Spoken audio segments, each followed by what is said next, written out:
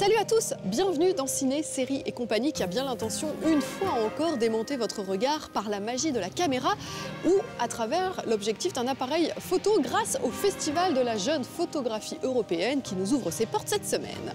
Au sommaire, des personnalités passionnantes et passionnées. Dans la super interview, rencontre avec Agnès Jaoui, actrice, réalisatrice, scénariste et même chanteuse. Qu'est-ce qui aujourd'hui fait vraiment vibrer cette artiste énergique et touchante? Je suis allée le lui demander. Elle aussi, elle a un sacré tempérament et c'est une star qui refuse de l'être. L'Écossaise Charlene Spiteri, célèbre chanteuse du groupe Texas, nous raconte comment le cinéma a changé sa vie. Enfin, c'est un grand cinéaste français qui nous offre une leçon de mise en scène dans le screen parfait. Jean-Jacques Hano nous raconte son retour en Chine, 2 décennies ou presque, après 7 ans au Tibet. Mais tout de suite, place aux précieuses pépites d'Isabelle Claire. Si c'est une heure, alors là c'est autre chose. Yes, sir. Bienvenue au pays des âmes chéries. J'y suis, ça y est. Et qui plus est, le jour des morts. Accroche-toi bien. Une production Guillermo del Toro, version film d'animation, un folklore mexicain richissime et une belle histoire d'amour, c'est la séquence de rattrapage de la semaine. Sur fond de fête des morts au Mexique, la légende de Manolo raconte le parcours initiatique d'un jeune rêveur qui va devoir se surpasser pour conquérir sa belle, d'autant que la concurrence est rude. Allez, en garde, mon grand. Manolo! Hein? Quoi? Tu préfères un banjo? Mais au royaume des morts et des âmes chéries, les valeureux sont rois. La musique éternelle d'Ennio Morricone pour un beau conte des paysans, croisement entre le Carmen de Bizet et les premières créations de Tim Burton. Aïe, caramba! Voici le livre de la semaine et son lot de questions existentielles. L'évolution du logo de Superman, la durée de vie des personnages de The Walking Dead, les couleurs de costumes des super-héros et des super-vilains et le quiz du jour. Qui a perdu ses parents de façon tragique, porte une cape et un slip par-dessus son costume? Batman, bien sûr. Une œuvre d'art pour un savoir de geek et l'occasion de se balader dans l'univers pop des comics et des séries. À lire, donc.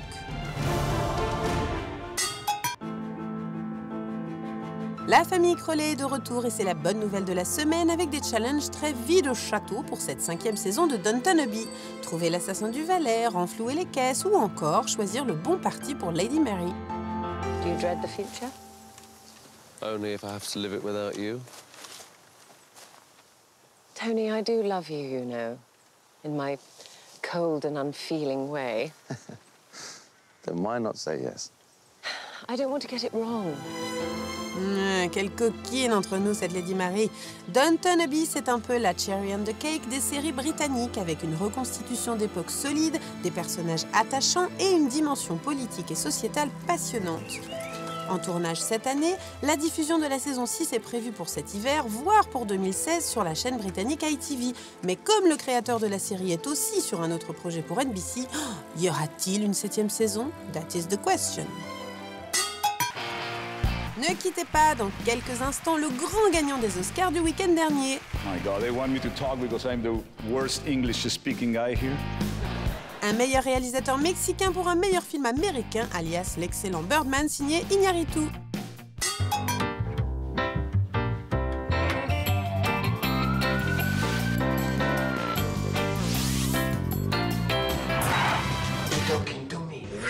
La femme que je vais retrouver dans quelques instants m'intimide, je dois l'avouer, à la fois pour son caractère bien trempé, paraît-il, mais aussi à cause de son parcours. Et cette femme, c'est Agnès Jaoui. Comédienne, réalisatrice, scénariste, respectée et récompensée, souvent aux côtés de son complice Jean-Pierre Bacri. Elle se vit tout simplement comme une actrice qui écrit. C'est d'ailleurs le cas avec le film L'Art de la fugue, dont elle a collaboré au scénario et où elle incarne un rôle sur mesure de confidente ultra maternelle et haute en couleur. Alors entre écriture, théâtre, cinéma, qu'est-ce qui fait vraiment battre le cœur d'Agnès? Rencontre. Alors, le pesto, c'est du basilic, des pignons, du parmesan et de l'huile d'olive. De parmesan, Mourad. Ben, mais vous en tirerez jamais si vous voulez faire resto italien en utilisant de l'arachide. Merci, madame. Agnès Jaoui, alors vous êtes à la fois comédienne et consultante en scénario sur ce film, ce qui est un titre qui est très impressionnant. Est-ce que c'est le rôle qui a amené l'écriture ou est-ce que c'est l'écriture qui a amené le rôle? Je sais même plus comment ça s'est passé, mais enfin, j'ai consulté fort peu, hein.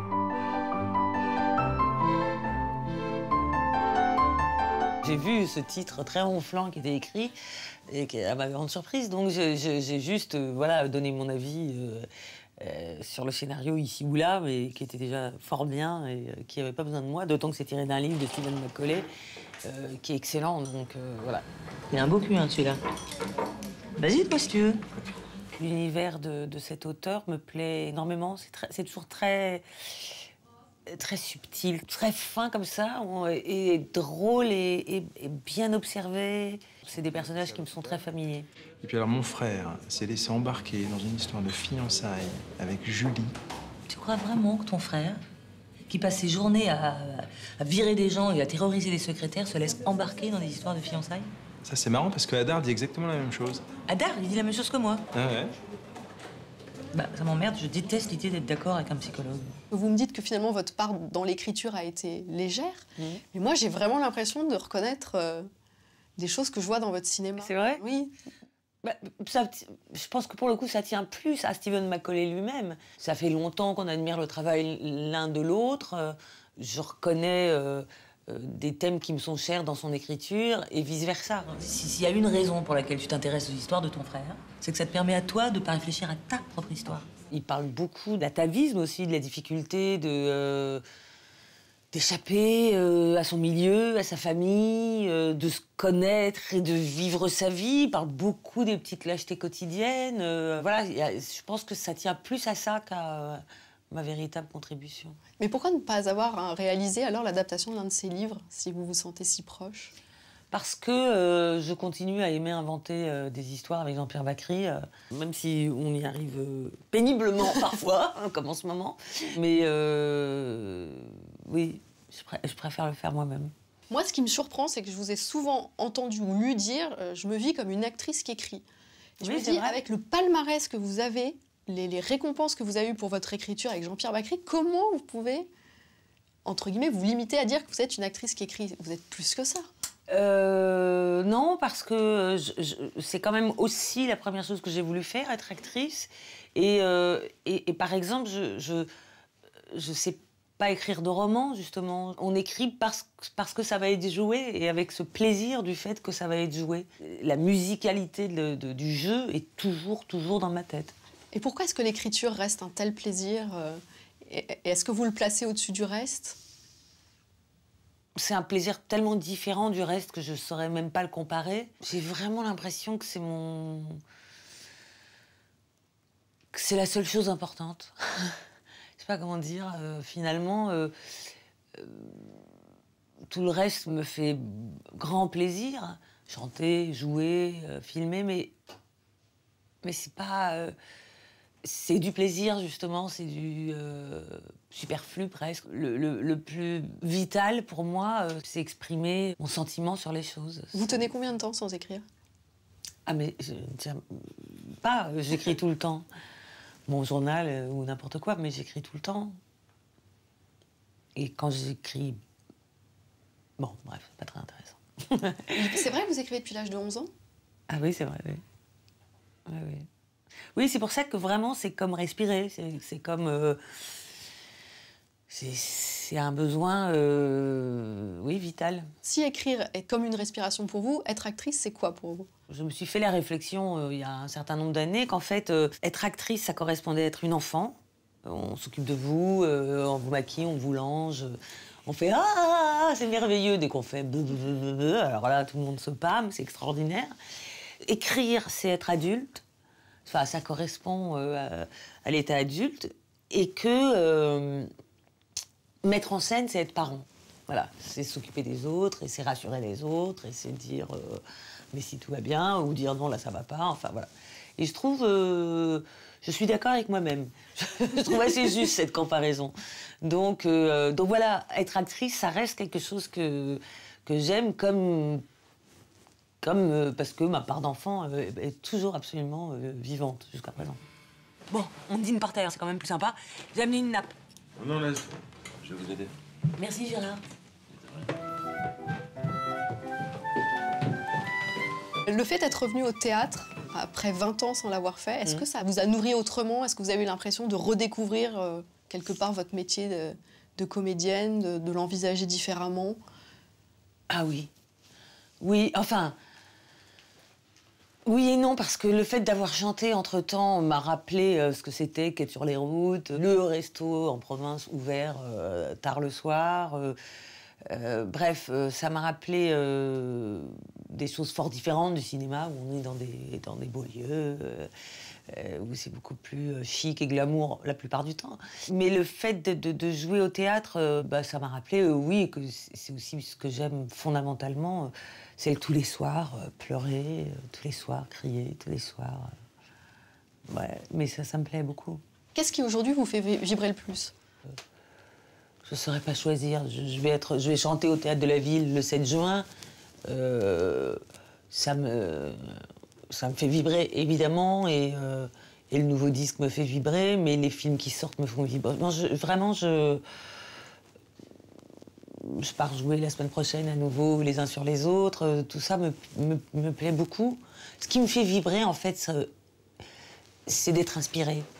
C'est ça qui me plaît le plus. C'est ça qui me donne envie de vivre. Qui me fait me sentir vivante, en fait. C'est ça que je voulais dire, plus précisément. Et l'inspiration, Agnès Jaoui n'en manque pas. Elle qui me confiait vouloir écrire sur les récents attentats et le vivre ensemble, mais ne pas savoir encore de quelle manière.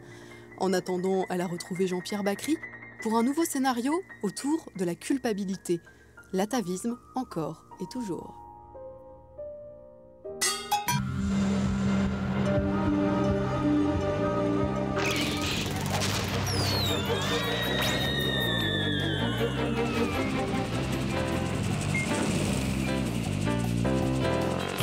You're smart and beautiful. Yes. I could maximize your chances of becoming the most powerful person on Earth. Cette semaine, dans le détail qui tue... I'd rather be shot in the face than serve as vice president again. Seriously, in the face. Plongée dans les coulisses de la saison 4 de VIP, la comédie satirique qui nous fait hurler de rire depuis 3 ans. Pour nous guider, Armando Iannucci, le showrunner british qui nous avait déjà offert l'hilarante The Sick of It, et Julia Louis-Dreyfus, l'inoubliable Elaine de Seinfeld. Elle incarne Selina Meyer, vice-présidente américaine devenue présidente par accident dans la saison précédente. Camera set and action. You better cheer for the woman of the year, the president of the year. Yeah! Season 3 of Veep ended with Selina Meyer becoming president of the United States while still running to be president. Do I think Selina Meyer's up to the gig? Absolutely not. Selina Meyer was a terrible vice president and is a terrible president. And is a terrible person, by the way. Except I love her in my heart. So we go into season 4, really, with her almost annoyed that she's president because it doesn't give her enough time to campaign. Why is it that I send condolences to the president of the wrong country? She's dealing with lots of major issues on a daily basis. There is respect that's in place that wasn't in place before. It all falls away, though. She's on crack. President's on crack. The day the president's on crack. Dans cette nouvelle saison, l'équipe de la vice-présidente s'agrandit et accueille de nouveaux visages comme celui de... Hugh Laurie is on the show this season. He plays a guy who's very authentic and popular. It becomes revealed that he isn't maybe what she thought he was. La saison 4 de VIP, c'est sur HBO en avril et dès le lendemain sur OCS City. Make sure you cancel everything, please. Okay? Yeah.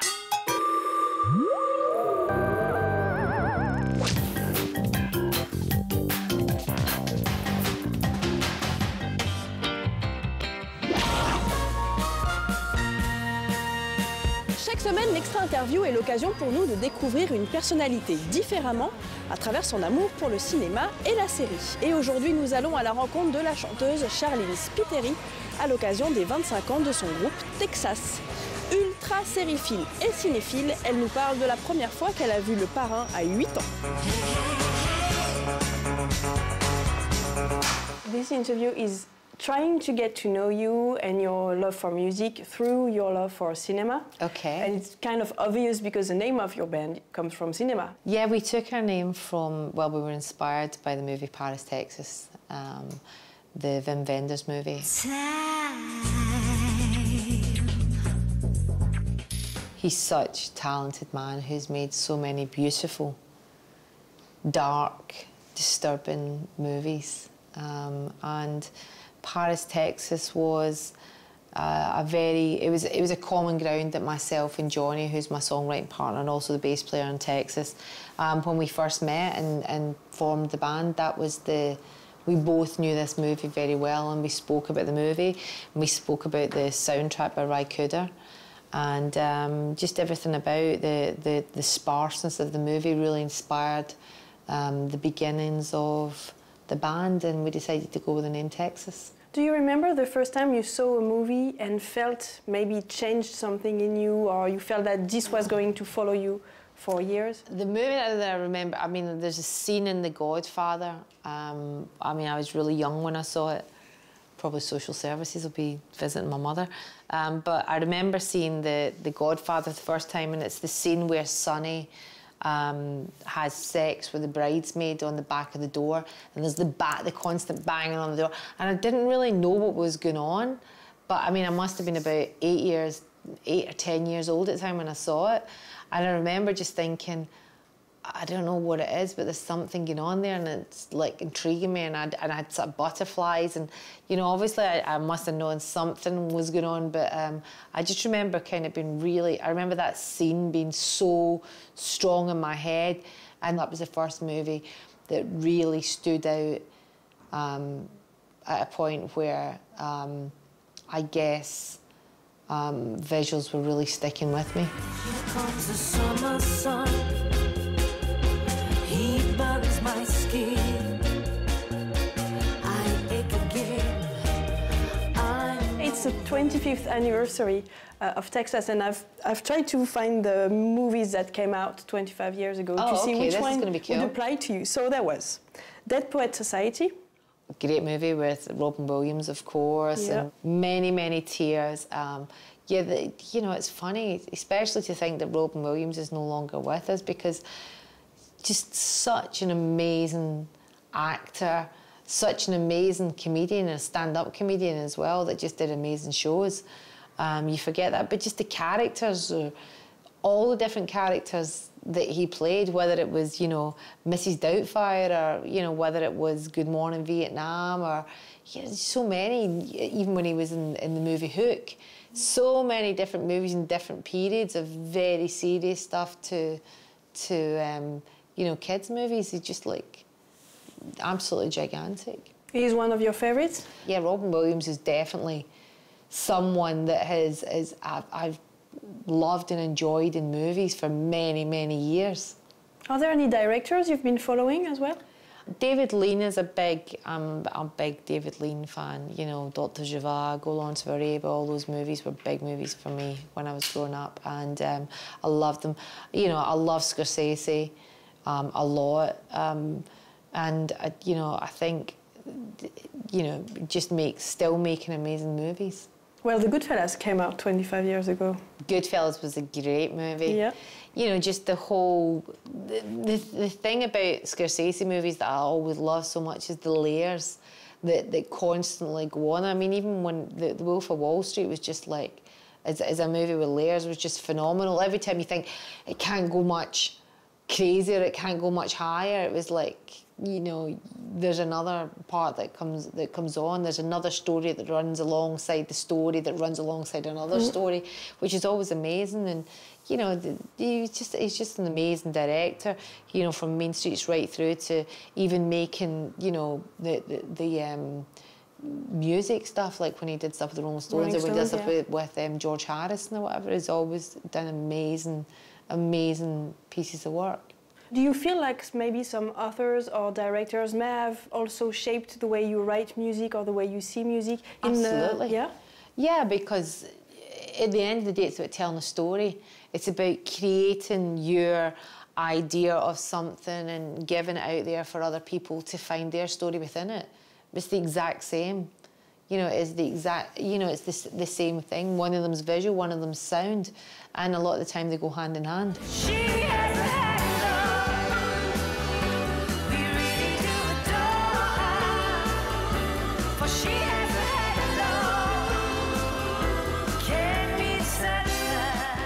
You know, what came out 25 years ago on television? Twin Peaks did. Oh, I remember when Twin Peaks came out. I remember it really, really well because it was very, very different at that point. Just the sort of stillness of it was completely new in the way that it was being edited, and it was suddenly television became quite sort of cinematic in its look, and the bright colours and the way it was all done. It was definitely a point where things had changed and there was kind of a new era of television being made. You've always given me, from afar, the impression of being strong enough to be yourself all the time, not take bullshit from anyone, even if you have, you know, whatever people ask you, if you don't want to do it, you don't do it. And this is a very important thing for women to be able to see that, because it's, you know, it's inspiring and it pushes you. And I was wondering if there are any actresses or roles in movies you've seen that have given you this strength that you might be giving to, you know, girls like me? Yeah, I mean, Anne Bancroft is someone that I've always really loved. I remember first seeing her in The Graduate. Even though her character is a very cold and quite a mean character within the movie, she's very selfish and very destructive, that was never really and she was very lonely. It wasn't the character so much as just something in the eyes of Anne Bancroft that she just wasn't taking any bullshit. And, you know, I think when somebody like Julia Roberts did Erin Brockovich, I mean, I just thought, what an amazing part it must be to play, where you're this woman that really changed a lot of people's lives. But there again, when you look at her, I mean, the story that was told of a woman that was viewed in a certain way because of the way she looked and how she acted and where she came from and her education and everything. You know, it's the true story of a woman, and it is how it is for women, and that's the way it is. I'm quite sure if any actresses were here, they would tell you that the parts for men are always better than they are for women. It's the exact same in the music industry, you know, you have to really fight for the good places. The great thing is that I'm not telling someone else's story, I'm telling my story, so, you know, it's easier for me to fight than it is for an actress to fight to find a part. Le Parrain, Twin Peaks, le lauréat Charline Spiteri est la somme de toutes les images qui ont nourri son imaginaire. Des images dont est également imprégnée sa musique, qu'elle jouera sur la scène des Folies Bergères en mai prochain.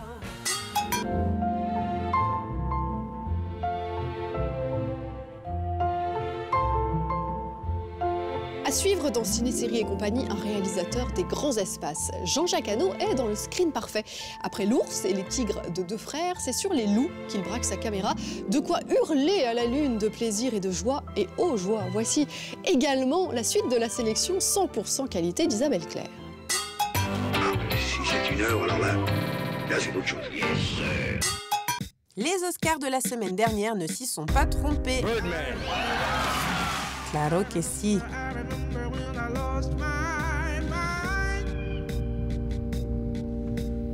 En un unique plan séquence à peine truqué autour d'acteurs poussés au meilleur, Michael Keaton,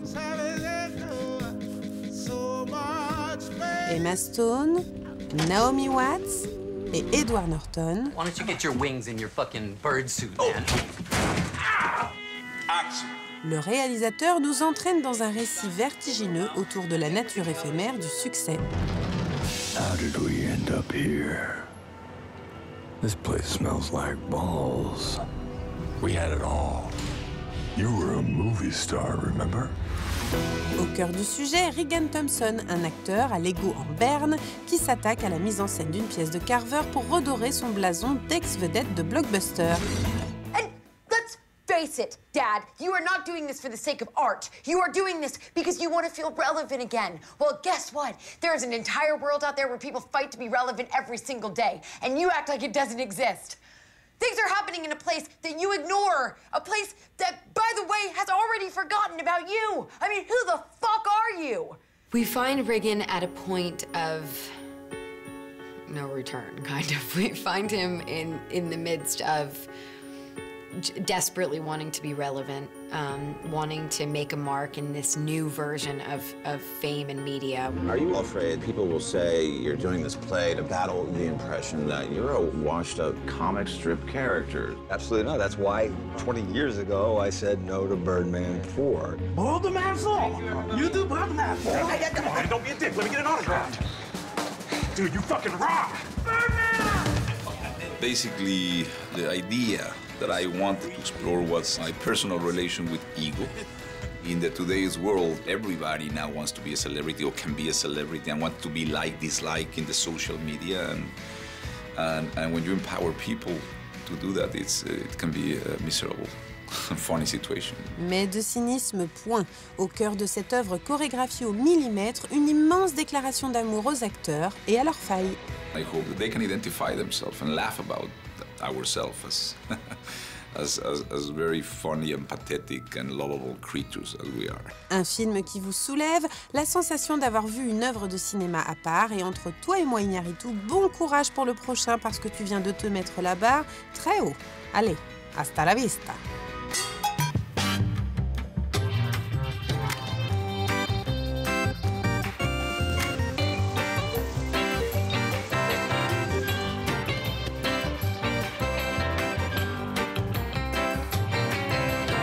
Vous vous souvenez de ce que chantait Serge Reggiani? Dès que la peur hante les rues, les loups s'en viennent la nuit venue. Ouh, les loups ont regardé vers Paris. Eh bien, Jean-Jacques Hano a regardé, lui, du côté de la Mongolie pour tourner en 3D des loups bien réels et prolonger avec la sortie de son nouveau long-métrage Le Dernier Loup, un travail qu'il avait entamé au moment de L'Ours et des Deux Frères. Un petit quelque chose qu'il emprunte au fabuliste français Jean de La Fontaine qui se servait des animaux pour instruire les hommes. D'ailleurs, Jean-Jacques, mettre en scène des loups, est-ce que c'est une façon d'apprivoiser des peurs qui remontent à l'enfance? Non, c'est une manière d'assumer l'animal qui est en soi. Qui se souvient que le premier film de Jean-Jacques Hano a remporté l'Oscar du meilleur film étranger? Malheureusement, cette histoire, qu'il faut prendre comme une farce anti-militariste, est un échec au moment de sa sortie en 1976, mais lance la carrière d'un homme qui jouera avec le feu durant 40 ans. Homme des paris impossibles, il enchaîne avec une satire sur le monde du foot. Déjà, nous sommes en 1979, et puis il change d'orientation et n'hésite pas à nous inviter après dans un vertigineux voyage temporel, direction la préhistoire. Un succès qui le replace sur la scène internationale.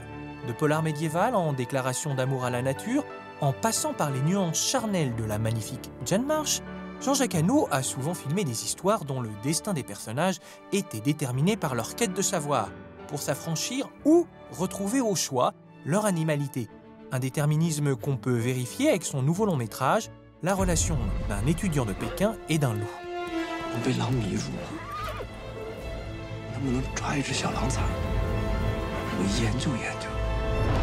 Jean-Jacques, vous savez qu'entre cette émission et vous, il y a au moins un point commun. Je vous sens intrigué, c'est ça qui est formidable.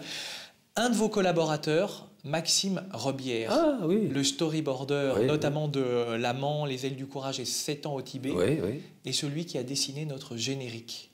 Eh bien, c'est un homme de grand talent. Est-ce que vous storyboardez tous vos films? Non, je ne storyboard que les scènes qui requièrent des explications complexes à un très grand nombre de gens. Quand j'ai eu des équipes comme sur Le Dernier Loup, qui était entre 450 et 600 personnes, je ne peux pas réexpliquer 600 fois la même chose. Donc, je fais dessiner ce que j'ai dans la tête et j'explique comment je vais réaliser cette image. Je donne une image faite en couleur pour bien expliquer à mon équipe ce dont je vais avoir besoin, c'est-à-dire grosso modo de tourner véritablement en fin de jour, d'avoir les faisceaux qui vont marquer, donc il faut préparer des lumières très puissantes dans ces torches électriques, et le dessin évoque déjà la focale. Vous n'avez qu'à regarder la perspective, et la perspective vous donne la focale. Après, évidemment, il y a une marge de manœuvre que je laisse au moment du tournage. Est-ce que c'est aussi une façon, déjà, d'entrevoir le montage? Ah ben tout de suite. Quand je suis sur le tournage, je suis déjà au montage. Quand je suis à l'écriture, je suis au tournage. Et quand je suis au tournage, je ne pense qu'au montage.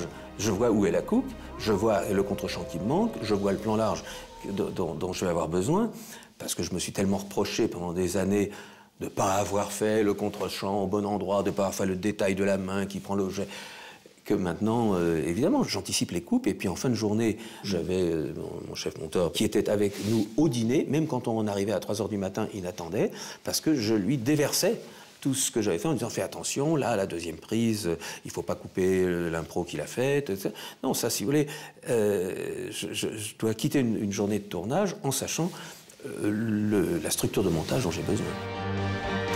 C'est bien, ça. Si j'ai fait un film comme L'Ours, c'est parce que je voulais vérifier l'effet Kuleshov et que je me suis persuadé... Alors expliquez-nous en 2 mots ce qu'est l'effet Kuleshov. C'est l'effet de contre-champ. C'est-à-dire que Gabin le faisait très bien. Gabin apprend que son chat est mort. Gabin apprend qu'il a gagné au loto. Rien. On pense que c'est un acteur génial parce qu'il ne fait rien. Il fait rien. Pourquoi? Parce qu'on a compris ce qui se passe dans son âme. Il a gagné au loto, putain, il avait des dettes, il va devenir riche, il va rembourser ses copains. On le sait. Donc l'ours est un animal sans expression. Un ours heureux, c'est Gabin. Un ours fâché, c'est Gabin. Ce qui va faire la différence, c'est ce qu'il voit. Il voit quoi? Des chasseurs, ou il voit un ourson orphelin et malade. Donc c'est l'image qui précède. L'effet Kuleshov, c'est induit aussi par l'image qui précède ou l'image qui suit. C'est l'effet de contre-champ. C'est ce que Umberto Eco décrit de façon fabuleuse. C'est la participation du spectateur qui anticipe. Il a compris le spectateur.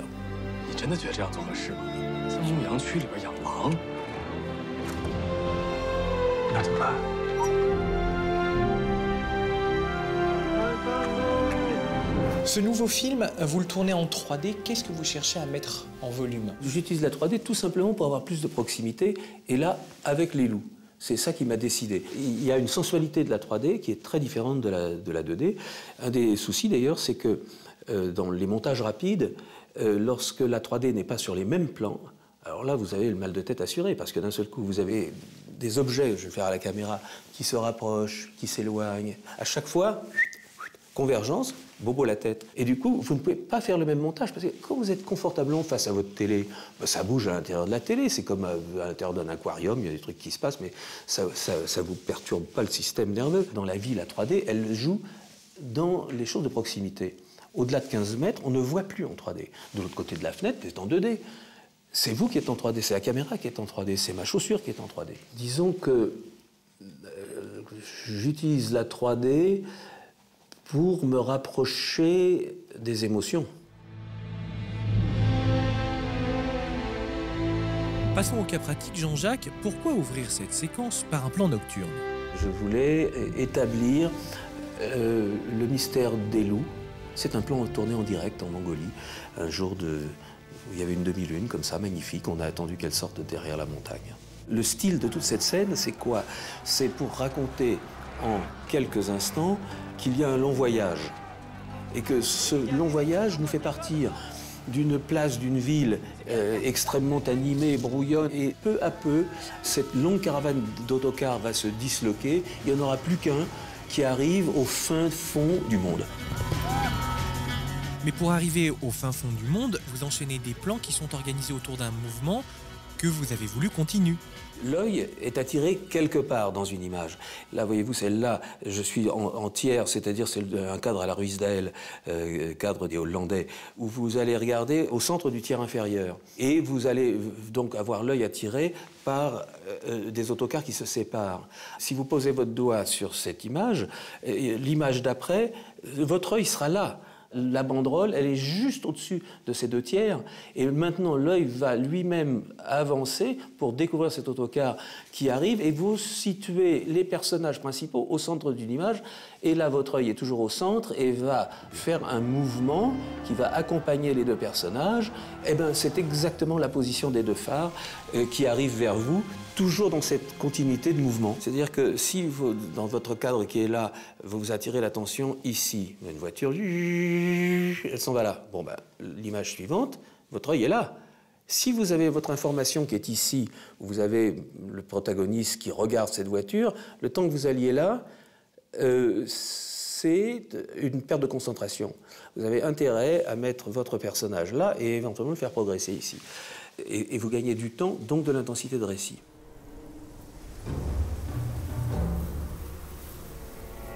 Autre extrait, Jean-Jacques, celui-ci, dont le style nous rappelle la prise de vue des documentaires. C'est un documentaire qui est tourné partiellement en Mongolie intérieure et les gazelles sont tournées un an avant en Mongolie extérieure par une équipe de documentaires qui est allée trouver ces animaux très très rares et c'était très amusant à faire parce que nous avions fait un pré-montage avec les images tournées au fin fond de la steppe mongole et nous avions fait dessiner par le storyboarder des images en raccord et nous avons trouvé un lieu avec les mêmes herbes et la même neige qui me permettent de raccorder. Il y a même 2 plans où vous avez les loups qui courent après les gazelles. Il y a un plan qui est complètement fait en numérique à partir de véritables loups, mais isolés, repris, remanipulés, car il était hors de question de mettre des vrais loups avec les vraies gazelles, parce qu'il y aurait eu massacre, évidemment. La dernière question, c'est un rituel, Jean-Jacques Hano. Diable. Pourquoi filmez-vous? Pour partager.